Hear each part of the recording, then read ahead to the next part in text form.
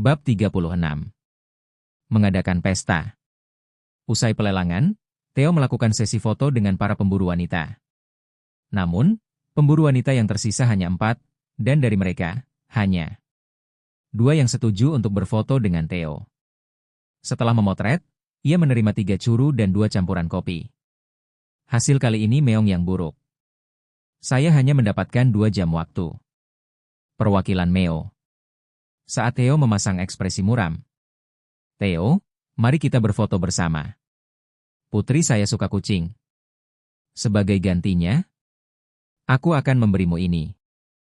Kim Dong-sik, yang tidak dapat menyela karena pemburu wanita, menawarkan bubuk merah. Meong apa ini? Ini bubuk cabai. Meong yang bagus. Dia tidak begitu tahu apa itu, tapi sepertinya sesuatu yang disukai Park Se-jun. Klik. Kim Dong-sik mengambil foto dan pergi. Usai berdagang, Theo buru-buru memanjat menara untuk mengambil pangkuan Se-jun, dan untuk keponakan-keponakannya yang sedang menunggu paman mereka yang keren. Paman yang keren sudah digantikan oleh Se-jun di mata bayi kelinci, tapi Theo tidak mengetahuinya. Saat Theo hendak menggunakan rute pedagang untuk berpindah dari lantai 40 ke lantai 50, tunggu sebentar. Ya. Anda perlu membantu kami. Kami tidak akan menyakitimu jika kamu hanya menjawab apa yang kami minta. 3 serigala perak raksasa, masing-masing berukuran 5 m, mendekat. Apa meong? Aku tidak akan membantu mengeong. Atas permintaan bantuan, Theo mengingat instruksi Se-jun dan mencoba mengabaikannya. Tetapi, di mana Anda pikir Anda akan pergi? Salah satu serigala bergerak cepat dan menghalangi jalan Theo. Kenapa? Kenapa kamu melakukan meong ini? Aku tidak akan membantu. Meong. Park Se-jun menyuruhku untuk tidak membantu mengeong. GRRR. Anda harus bekerja sama ketika kami meminta dengan baik. Apa yang kamu lakukan dengan topi jerami yang kamu beli dari Pandai Besi? Serigala itu mengancam Theo dengan giginya yang tajam. Itu. Buk buk buk. Saat Theo gemetar di bawah ancaman serigala. Puff. Asap abu-abu menyebar, dan bau busuk memenuhi sekeliling. Batuk. Eek. Bau apa ini? Sementara serigala dengan indera penciuman yang tajam menderita bau busuk. Hah? SSST. Diam. Sosok bertopeng menangkap Theo dan melarikan diri melalui rute pedagang untuk menghindari suku serigala perak. Buk buk buk.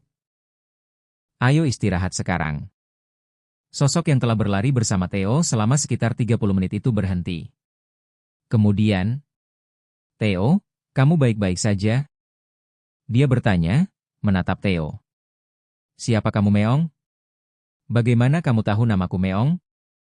Saat sosok bertopeng itu mengetahui namanya, Theo bertanya membela diri. Ini aku. Jeras. Kata Jeras sambil melepas topengnya. 30 menit yang lalu. Apa yang harus saya lakukan? Jeras, yang membuntuti mereka, sedang mempertimbangkan apakah akan menyelamatkan Theo atau tidak ketika dia dikelilingi oleh suku serigala perak. Theo memang mengganggu misinya, tapi niatnya baik. Dia bukan orang jahat. Juga, topi jerami itu benar-benar milik Tuan Tanah Grid. Landlord Grid, sosok yang memberikan pengaruh besar pada menara dengan mengeksploitasi petani penyewa seperti budak dengan tanah dan makanan yang dimilikinya. Bagi Jeras, yang tidak menyukai Grid, itu adalah 2 burung dengan 1 kesempatan batu untuk mengganggu pekerjaan Grid dan mendekati Theo. Berkat suku serigala perak, dia tidak perlu khawatir tentang cara mendekati Do. Jadi Jeras menyalakan bom bau, yang dibenci serigala, dan menyelamatkan Do. Jeras. Terima kasih meong. Kamu menyelamatkanku terakhir kali, bukan? Jadi, sebut saja sekarang. Tetap saja, terima kasih meong. Theo secara signifikan menurunkan kewaspadaannya terhadap Jeras.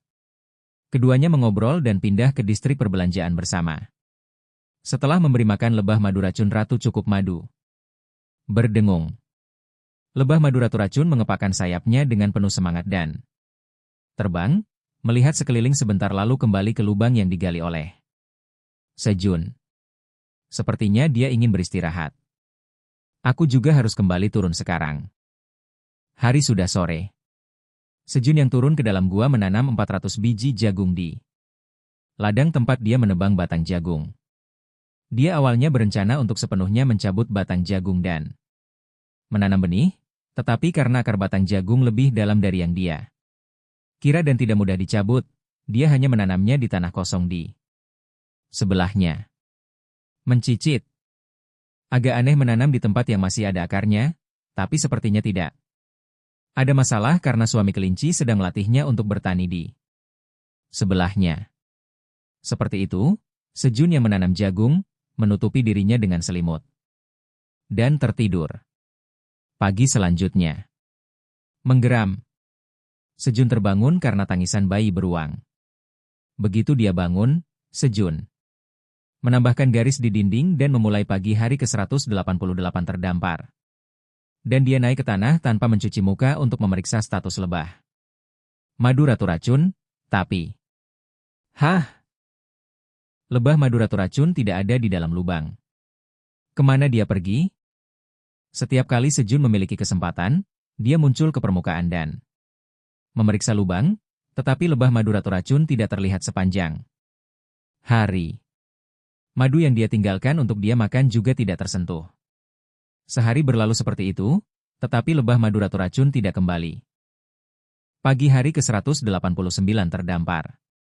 Sejun yang telah selesai memanen tomat ceri, membawa potongan daun, bawang dan cabang tomat ceri, dan menginjak simpul tali. Kemudian, menarik. Gerah. Aduh. Gerah. Aduh. Bayi beruang menarik Sejun dan daun bawang hijau. Sejun kembali menutupi ladang dengan daun bawang hijau dan cabang tomat ceri untuk mencegah penguapan kelembaban. Ketika Sejun datang dengan daun bawang hijau, kelinci sabit dan kelinci gerobak membantu Sejun dan dengan rajin menutupi ladang dengan daun bawang hijau dan cabang tomat ceri. Dan ketika Sejun yang telah menyelesaikan pekerjaannya turun ke gua lagi untuk menyiapkan makan siang. Ping! Kelinci hitam bernama Sejun. Apakah kamu ingin memindahkan piranha? Ping! Ping! Mendengar kata-kata Sejun, kelinci hitam itu menggelengkan kepalanya dan menunjuk ke arah kolam. Ada makhluk aneh di sana. Palu saya tidak berfungsi. Di tempat di mana kelinci hitam itu menunjuk, monster krustasea ungu seukuran lengan, yang secara tidak sengaja masuk melalui lubang di kolam. Dengan santai berkeliaran di dasar kolam. Hah? Itu? Sejun langsung mengenali identitas monster itu. Sampai jumpa di sini. Itu adalah makhluk yang sangat dipuji oleh para peserta dalam Law of the Jungle karena rasanya yang lezat. Kelinci hitam, lindungi aku. Berbunyi guyuran. Atas kata-kata Sejun, kelinci hitam memasuki air dan menghalangi pendekatan piranha sementara Sejun dengan hati-hati mendekati krustasea. Kemudian, gedebuk. Dengan belati pelatihan Keins, dia langsung menusuk kepala monster krustasea itu. Kamu telah membunuh udang karang. Anda telah memperoleh 30 poin pengalaman.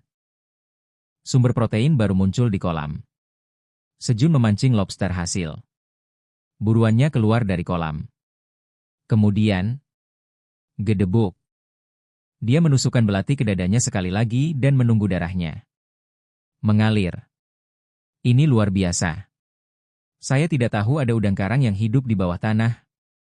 Apakah masih ada lagi?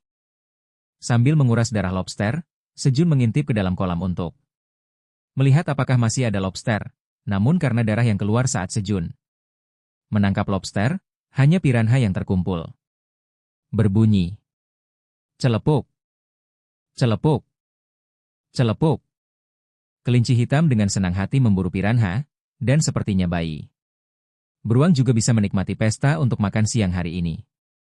Maka, setelah menguras darah udang karang, Sejun membungkusnya rapat-rapat dengan daun bawang hijau dan membakarnya. Makan siang hari ini adalah udang karang bakar. Seiring waktu berlalu, aroma lezat memenuhi gua. Mencicit, menjerit, berbunyi, menggeram. Bahkan kelinci dan bayi beruang merasa senang dengan bau udang bakar. Tunggu. Sejun menenangkan hewan-hewan yang bersemangat itu dan memanggang. Udang karang sedikit lagi sebelum mengeluarkannya dari api. Dan saat dia membuka bungkusan daun bawang yang telah melilit erat tubuh. Lobster yang cangkangnya sudah berubah menjadi merah itu. Menyapa Sejun. Wow. Meneguk. Saat Sejun mengagumi lobster yang dimasak dengan baik dan melipat. Tubuhnya menjadi dua, dagingnya yang berair dan putih terlihat. Menggeram. Bayi beruang itu meneteskan air liur kegirangan saat melihat daging udang. Karang. Kamu akan jatuh lagi pada tingkat ini. Sejun dengan cepat memotong daging udang karang dan membaginya dengan kelinci dan bayi beruang. Itu akan menjadi makanan yang memuaskan jika dia memakannya sendiri, tetapi karena ada banyak mulut yang harus diberi makan, masing-masing hanya mendapat sekitar 1 potong daging. Setelah berbagi sepotong udang karang dengan semua orang, Sejun mengambil sisa daging udang karang, menggigitnya, dan mengunyahnya. Mengunyah-mengunyah. Begitu dia mengunyah daging udang karang, tekstur kenyal memenuhi mulutnya, disertai rasa asin dan manis. Kunyah-kunyah. Semakin dia mengunyah dagingnya, semakin manis jadinya. Jadi ini rasanya. Setelah merasakan rasa udang karang yang sebenarnya, tiba saatnya untuk mencicipi rasa gabungan dari bagian lainnya. Mendiamkan. Dia mencelupkan sepotong daging udang karang ke dalam isi perut di dalam tubuh udang karang.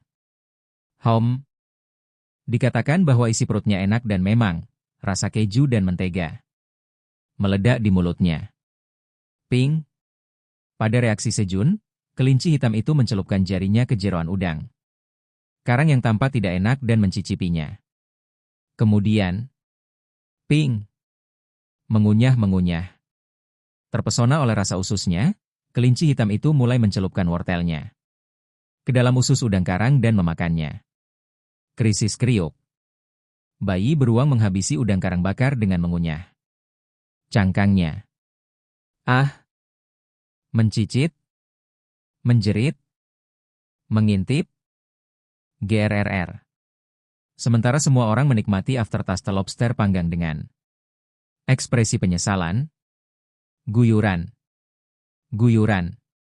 Ada keributan di kolam. Apa itu? Sejun, yang telah sadar kembali, mendekati kolam. Itu adalah medan perang yang penuh dengan darah. Tidak, akan lebih akurat menyebutnya sebagai adegan pembantaian. 10 udang karang secara brutal membantai piranha. Sepertinya mereka datang untuk membalas dendam mengikuti darah yang mengalir keluar saat Sejun menusuk udang karang tadi. Ini masalah. Tidak ada cukup api. Api saat ini tidak cukup untuk memasak 10 udang karang.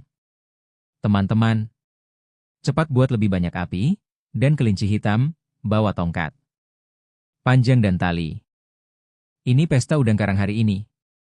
Ping. Kelinci hitam, bingung dengan instruksi Sejun, menjadi bersemangat ketika melihat udang karang di kolam dan membawa tongkat panjang dan tali. Kemudian, ia berlari ke perapian dan membuat 4 perapian lagi dengan kelinci putih dan daun bawang hijau kering. Sementara itu, Sejun mengukir takik di kayu agar dia bisa menggantung tali dan menghubungkannya ke gagang belati dengan tali. Kemudian, gedebuk. Kamu telah membunuh udang karang. Anda telah memperoleh 30 poin pengalaman. Sejun menggunakan jangkauan tongkat yang panjang untuk berburu 1 udang karang sekaligus dan menariknya keluar. Ping. Saat Sejun menangkap udang karang, kelinci hitam memindahkannya ke perapian, dan kelinci putih menutupi udang karang dengan daun dan meletakkannya di atas api. Fuos. Udang karang mulai dipanggang. Gedebuk. Kamu telah membunuh udang karang. Anda telah memperoleh 30 poin pengalaman. Sementara Sejun sedang menarik lobster yang diburu. Hah?